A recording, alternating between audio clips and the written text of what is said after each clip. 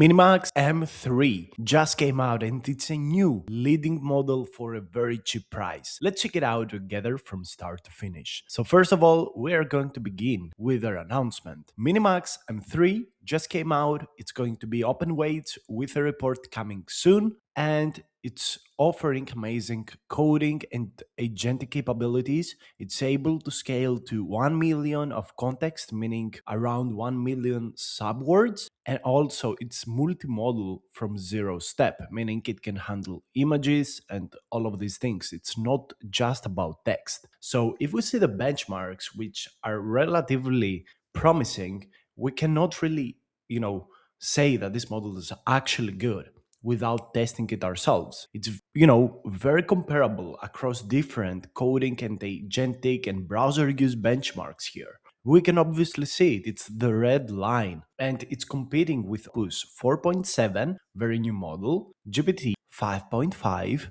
and Gemini 3.1 Pro. So it's here, the charts show the performance versus the leading frontier models. But here is what makes this an important release. These models cost $20 to $30 per million tokens. But Minimax, when you don't have a very huge context window, less than half a million, it's costing only $2.4 per million tokens output. We are talking about a 95 or so percent in price decrease, 90%. So it's 9% cheaper than these models, but it has comparable performance, at least according to benchmarks. But the question everybody has is, what's the real world performance? So what I've done is I went inside the Minimax website and I've began giving it three different tasks. First task, build a Transformer Academy. Second up, build a neuromorphic Pokédex application. And third,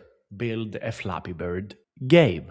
So I gave it these three tasks using the agent team feature that spins up multiple agents. So it sped up this website. So let's go ahead and see if we can actually see anything. Loading Pokédex. All right. And it loaded the Pokédex. One thing I see from the design is that this is not the latest design patterns. I see a very nice animation for each different Pokemon, which is a positive. Let's see if we're able to. Oh my god, you cannot close the button. Okay, this is for dark mode, this is for white mode. I would say it's not as good as the other models. Even GPT 5.5 was able to do something a little better. I expected the X to work, but it doesn't. Save doesn't work. Let's see if these buttons here work. All right, they work. Let's do the search, Pidgeotto, Pigeon, all of these work. So, first prompt, I would say it's not as good as the other frontier models, but it's still fine for its price.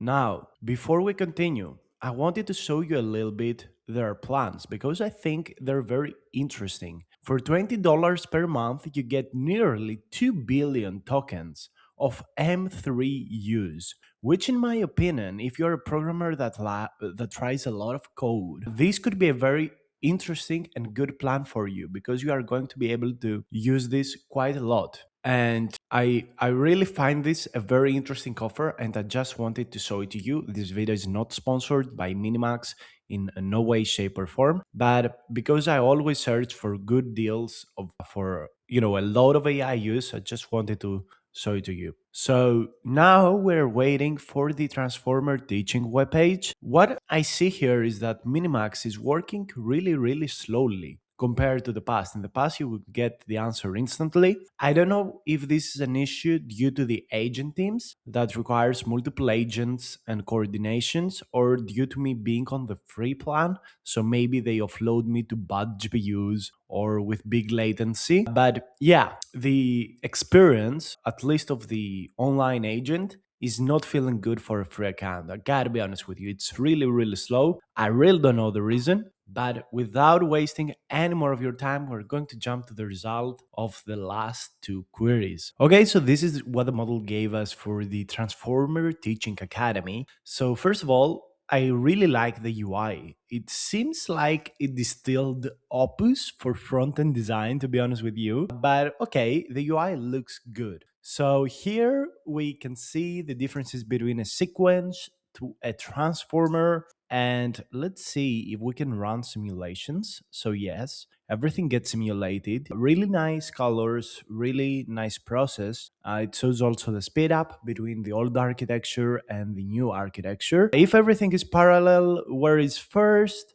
So, here it shows us how positional attention works and the positional encoding, and everything is tunable, which is interesting. Okay, that looks good. Every token decides whom to listen to. Okay, this is interesting. So you can see exactly how attention works. This obviously seems, a little bit basic, to say the least. But I really like it. It shows you everything from a lot of different angles. Here we see all of these stacked individual components that comprise transformers. This looks good.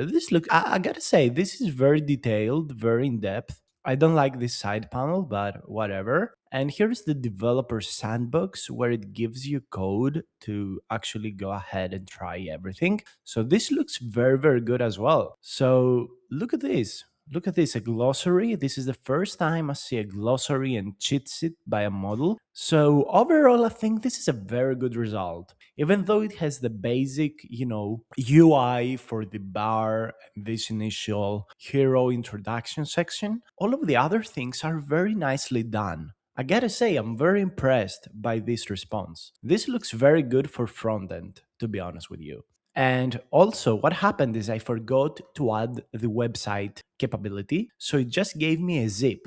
And then I told it deploy publicly. And near instantly, it deployed this website to an address, which is pretty amazing. Like the model seems capable, and you always have to be fair with it. It costs $2.4 per million tokens output. And for its cost, right now, I see very good performance. So the final response will be about the Flappy Bird game. I really hope it's able to do that. If it's able to make the Flappy Bird game one shot, make it easy enough to play, then I will give you the green light for this coding model. This is the ultimate test of intelligence. Doing gravity simple enough, not very easy, not very hard on the Flappy Bird game. This is AGI. Okay, so here's the response from MiniMax 3. I have no idea what this button is. And yeah, the game is still very, very hard. The UI doesn't look very, very good. So it's pretty insane to me how this model is not able to make Flappy Bird.